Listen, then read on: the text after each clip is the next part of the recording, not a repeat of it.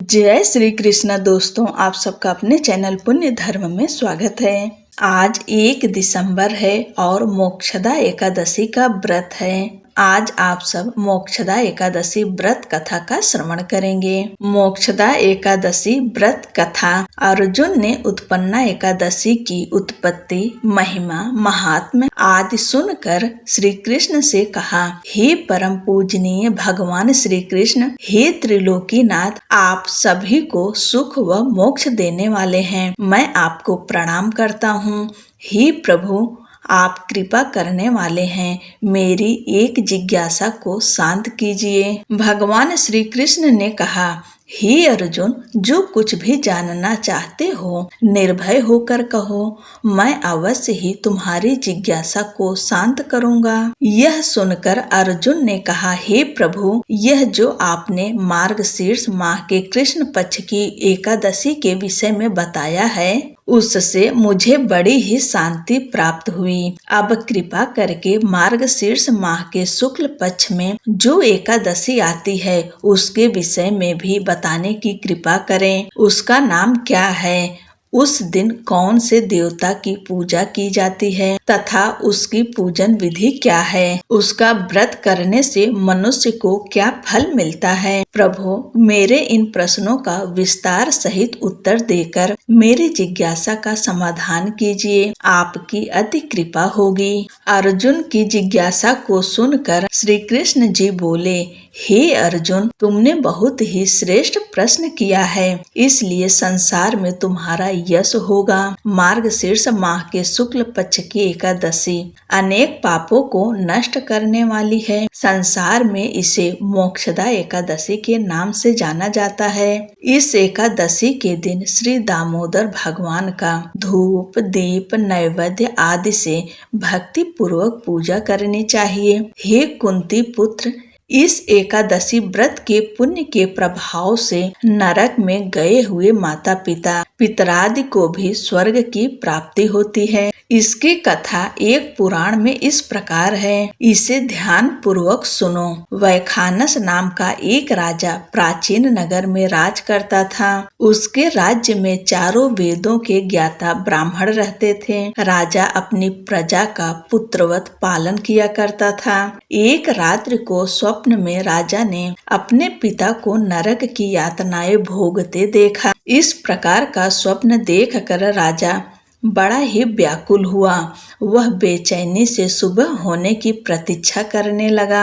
सुबह होते ही उसने ब्राह्मणों को बुलाकर उनके समक्ष अपने स्वप्न का संपूर्ण वृत्तांत बताया। हे ब्राह्मणों, रात्रि को स्वप्न में मैंने अपने पिता को नरक की यातनाएं भोगते देखा। उन्होंने मुझसे कहा कि हे पुत्र, मैं घोर नरक भोग रहा हूँ, मेरी यहाँ से मुक्ति कराओ। जब से मैंने उनके यह वचन सुने हैं, तब से मैं अत्यंत व्यथित हूँ। मुझे अब राज्य, सुख, ऐश्वर्य, हाथी, घोड़े, धन, स्त्री, पुत्र आदि कुछ भी सुखदायक प्रतीत नहीं हो रहे हैं। अब मैं क्या करूँ, कहाँ जाऊं? इस दुख के कारण मेरा शरीर तप रहा है। आप लोग मुझे किसी प्रकार का तप, दान, व्रत आदि बताएं, जिससे मेरे पिता को मुक्ति प्राप्त हो। यदि मैंने अपने पिता को नरक की यातनाओं से मुक्त कराने के प्रयास नहीं किए तो मेरा जीवन निरर्थक है। जिसके पिता नरक की यातनाएं भोग रहे हों, उस व्यक्ति को इस धरती पर सुख भोगने का कोई अधिकार नहीं है।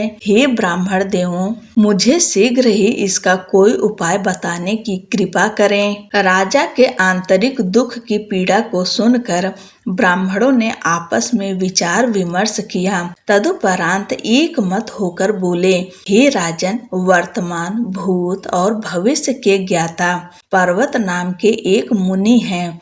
वे यहाँ से अधिक दूर नहीं हैं। आप अपनी यह व्यथा उनसे जाकर कहें, वे अवश्य ही इसका कोई सरल उपाय आपको बता देंगे। ब्राह्मणों की बात मानकर राजा मुनि के आश्रम पर गए। आश्रम में अनेक शांत चित्त योगी एवं मुनि तपस्या कर रहे थे। चारों वेदों के ज्ञाता पर्वत मुनि साक्षात दूसरे ब्रह्मा जी के समान प्रतीत हो रहे थे।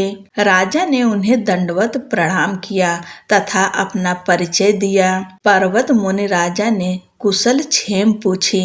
तब राजा ने बताया, हे मुनिवर, आपकी कृपा से मेरे राज्य में सब कुशल है, किंतु मेरे समक्ष अकस्मात ही एक ऐसी समस्या आ खड़ी हुई जिससे मेरा हृदय बड़ा ही अशांत हो रहा है। तत्पश्चात राजा ने मुनि को व्यथित हृदय से रात्रि के स्वप्न की पूर्ण व्यथा बताई तथा दुखी स्वर में बोला, हे महर्षि, अब आप कृपा कर मेरा मार्गदर्शन करें कि ऐसे में मुझे क्या करना चाहिए, कैसे मैं अपने पिता को नरक की यातना से मुक्ति दिलाऊं। राजा की बात पर्वत मुनि ने गंभीरता पूर्वक सुनी। तदुपरांत नेत्र बंद कर भूत एवं भविष्य पर विचार करने लगे।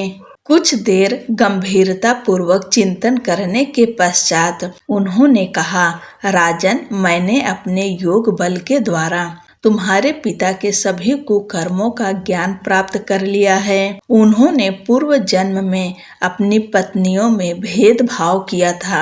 अपनी बड़ी रानी के कहने में आकर उन्होंने अपनी दूसरी पत्नी को ऋतुदान मांगने पर नहीं दिया था। उसी पाप कर्म के फल से तुम्हारा पिता नरक में गया है। यह जानकर वैखानस ने याचना भरे स्वर में कहा, हे ऋषिवर, मेरे पिता के उद्धार का आप कोई उपाय बताने की कृपा करें। किस प्रकार वे इस पाप से मुक्त होंगे। इस पर पर्वत मुनि बोले, हे राजन, मार्गशीर्ष मास के शुक्ल पक्ष में जो एकादशी होती है उसे मोक्षदा एकादशी कहते हैं। यह मोक्ष प्रदान करने वाली है। आप इस मोक्षदा एकादशी का व्रत करें तथा उस व्रत के पुण्य को संकल्प करके अपने पिता को अर्पित कर दें। एकादशी के पुण्य प्रभाव से अवश्य ही आपके पिता की मुक्ति होगी। पर्वत मुनि के वचनों को सुनकर राजा अपने राज्य को लौट आया तथा परिवार सहित मोक्षदा एकादशी का विधि पूर्वक व्रत किया। इस व्रत के पुण्य को राजा ने अपने पिता को अर्पित कर दिया। इस पुण्य के प्रभाव से राजा के पिता को सहज ही मुक्ति प्राप्त हो गई। स्वर्ग को प्रस्थान करते हुए राजा के पिता ने कहा, हे पुत्र, तेरा कल्याण हो। इतना कहकर राजा के पिता ने स्वर्ग को प्रस्थान किया। हे पांडुपुत्र, जो मनुष्य मार्गशीर्ष माह के शुक्ल पक्ष की एकादशी का उपवास करते हैं उनके सभी पाप नष्ट हो जाते हैं तथा अंत में वे स्वर्ग लोक को प्राप्त करते हैं। इस उपवास से उत्तम एवं मोक्ष प्रदान करने वाला कोई भी अन्य व्रत नहीं है। इस कथा के श्रवण व पाठ से अनंत फल प्राप्त होता है। यह उपवास मोक्ष प्रदान करने वाला चिंतामणि के समान है, जिससे उपवास करने वाले की सभी मनोकामनाएं पूर्ण होती है। हे अर्जुन, प्रत्येक मनुष्य की प्रबल इच्छा होती है कि वह मोक्ष को प्राप्त करें। मोक्ष की इच्छा करने वालों के लिए मोक्षदा एकादशी का यह उपवास अति महत्वपूर्ण है। पिता के प्रति पुत्र के दायित्व का इस कथा से श्रेष्ठ दूसरा कोई दृष्टांत नहीं है। अतः भगवान श्री हरि विष्णु के निमित्त यह उपवास पूर्ण निष्ठा व श्रद्धा से करना चाहिए। यह पिता के प्रति भक्ति एवं दूसरों के लिए पुण्य अर्पित करने की श्रेष्ठ और पवित्र कथा है। इसका उपवास केवल उपवास करने वाले मनुष्य का ही नहीं अपितु उसके पितरों का भी कल्याण करता है। अपने किसी सगे सहोदर मित्र बंधु को भी इस उपवास का फल अर्पण करने से उनके भी पापों व क्लेशों का नाश हो जाता है। बोलो लक्ष्मी नारायण की जय। एकादशी माता की जय।